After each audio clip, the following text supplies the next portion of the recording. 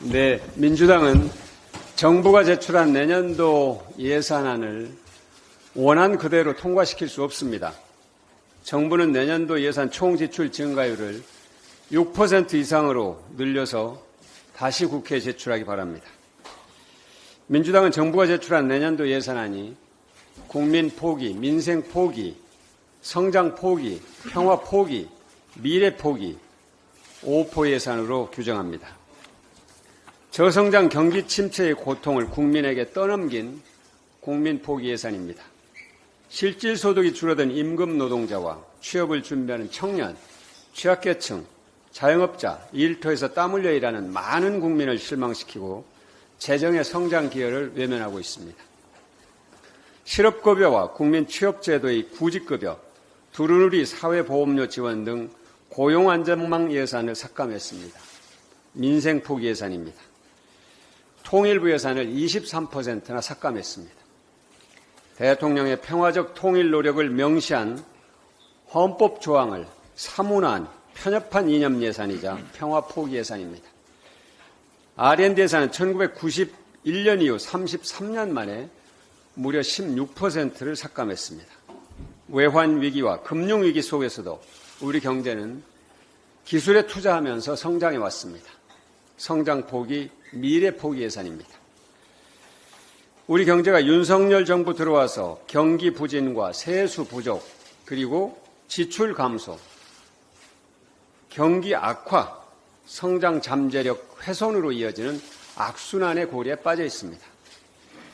그런데 위기 극복의 처방을 보여주지 못하는 정부와 국민의힘의 경제 실력에 정말 나라 살림을 맡겨도 되는 건지 국민들은 심각하게 고민하고 있습니다. 민주당은 내수 회복과 투자 회복, 성장 회복의 3대 목표를 갖고 국민의 삶을 지키는 사람 중심의 예산안을 통과시키겠습니다.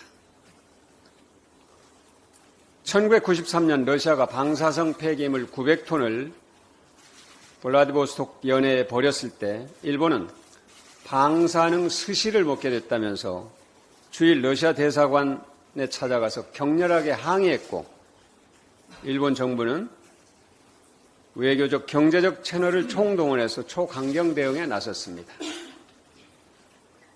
일본 정부는 그해 11월에 런던에서 열린 런던 협약에서 해양 투기 금지 대상을 고준위 방사성 물질에서 저준위 방사성 물질로까지 확대 적용하는 것을 주장했고, 결국 일본의 뜻대로 런던 의정서는 모든 방사성 폐기물의 해양 투기를 금지하게 된 것입니다.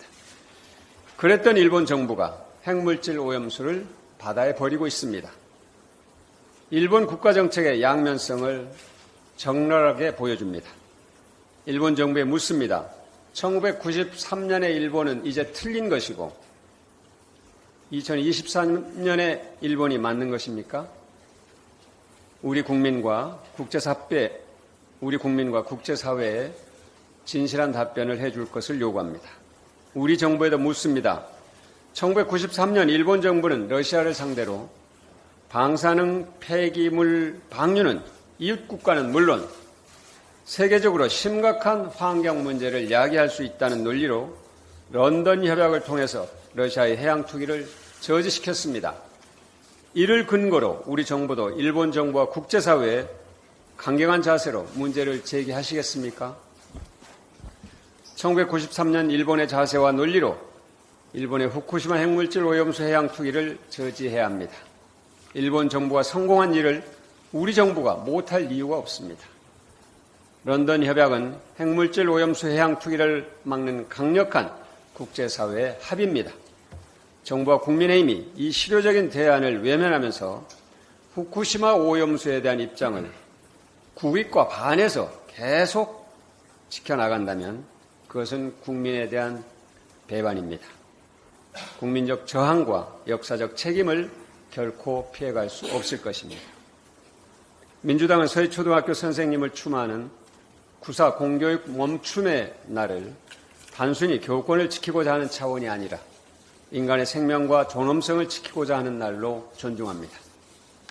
일선 선생님들에게 교육부가 중징계 엄포를 놓으면서 합법적 선생님들의 추모 집회를 압박하는 것은 있어서는 안 됩니다. 선생님과 학부모들의 의견을 모아서 9월 4일에 재량 휴업을 결정했는데 교육부가 선생님들의 정당한 노력을 방해하고 있습니다. 교육부의 태도는 혼란과 갈등을 키우고 근본적 해결책을 방해하는 행태라는 것을 분명하게 지적합니다. 민주당은 민생체험단을 통해서 약속드린 대로 선생님들의 절실한 목소리를 반영한 법안 개정을 위해 더욱 속도를 내겠습니다. 감사합니다.